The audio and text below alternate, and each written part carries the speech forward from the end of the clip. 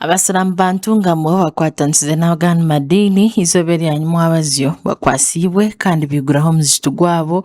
ogwa Kabasheshe umugombora ya Kayonza district ya Ntungamo. Imbasa kwantinye ngombe mazimo gombe kirendo ruhanga babe nainde kintu cy'Kabasheshe kandi yakireta niwanda birimo bugira buta burabamu mwena bankwasize mwena kuko nabagamba mpora chumza cheza dikate garona nduru zamani munagareza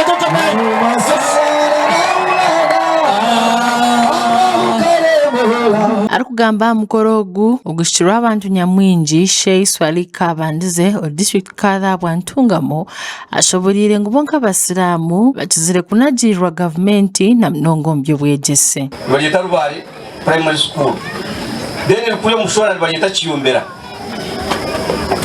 kuko myaka kisange cyuri cywire so nyabone ku reporting tira kutwatungira first grade kumuza accountability mukurira abasiramu wahura twajya mutumukuzire twatuzira amashomero ago ninteka ngo cyo kubasa kuguruminga omuzigitogwe nishomereri byabasa kweyongeraho rekagera mani abo kuba omurembo guturimo hatiya aha mizigiti ninge mitwarize y'amadini hato kweri muno busiramu no kushambisa amagurabiri tukabasa kubona abana bashobe rujungu kandi kabakashobana n'ibyo dini ashoborire government elizaganda madini seed school konka bonka abasiramu tubakatunjire kandi obo binitaka mwe nito abasiramu tugize yitaka eri kushangwa umukafunjo merabatawuni kanso unkirize ubukwakuzo bukora bwamu oterezo musoveya nibo mwine tusharira yitakeryo hectares zo ku 1.5 tuzakwezi 15 kuko tero seed school arikugambira mukorogu ishenteko wentebe ya katano aha Wantungamo Samuel Muchunguzi Rwachugova araganise kandi yahamya kunaisha kombeka ishomero ryabo eri ya Kabasheshe primary school konka mwene kinareba rugura mukareba na nisho Shakuru twenda turebe ikizimbiki abo kuba bakubasa kutaho ikintu cy'urungejo then hatakazaho mu bato bwo bunacyo wachoro kigambecho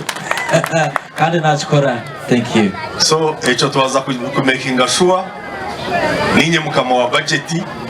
so ndebeke ngo ico cyagira cyaza kugeragezako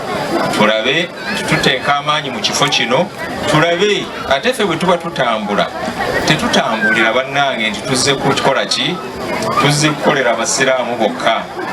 no ekyo tetera kikola fe tukolera abantu bonna ate kifaananyi kyendabye wano kifaananyi ekituufu. Honorable Naume Kabasharira urukujwekera abantu abishaze rya Rushenyi omwishenjero ajumiriro bukiko burukwebembera amashomero g'amadini kunubwo burukugwisa amashomero kurira berifire n'umunyanya singwije kutina nerubarisirwe oguru kubari chairman sanfo yes amazima ningagamba ngo kugari chairman nimwe muri kushitama na management mukagira ngo ishomero ryitu rukorerta mukagira abazire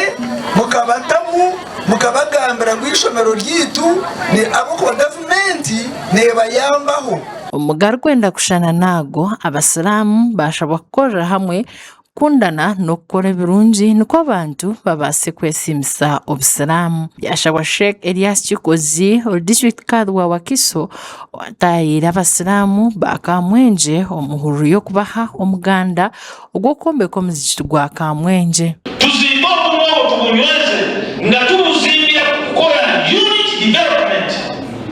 tikyetagisa obusiramu olagire mu bikolwa obere wa mazima ebigambo byo oyagala abantu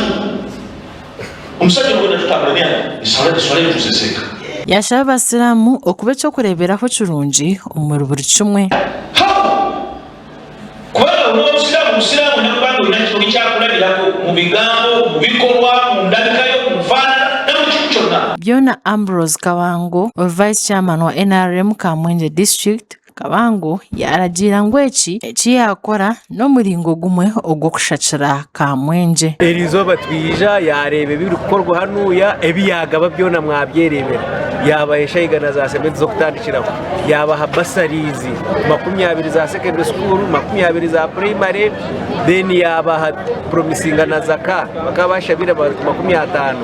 yayongera 5 abona ubo 10. Sheikh Sirajuddin Musisi wa district kado wa Kamwenje yasima ko kubanywanira no kubakwataraho omukombe komuziti gwabo mukuru. Amakuru agagasha kwa Samuel Ahumuza na Christine Charkunda awatari West.